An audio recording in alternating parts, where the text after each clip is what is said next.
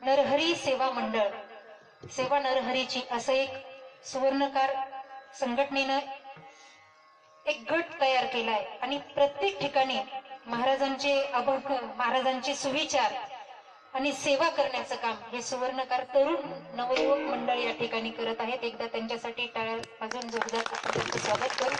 कारण संत सेवा जीवनामध्ये फार महत्वाची. हा सगळा ग्रुप बसलाय हा परभणीचा आहे आणि त्यांना कळालं की दिदींचं कीर्तन आहे म्हणून आवर्जून या ठिकाणी ते कीर्तनासाठी आलेले आहेत.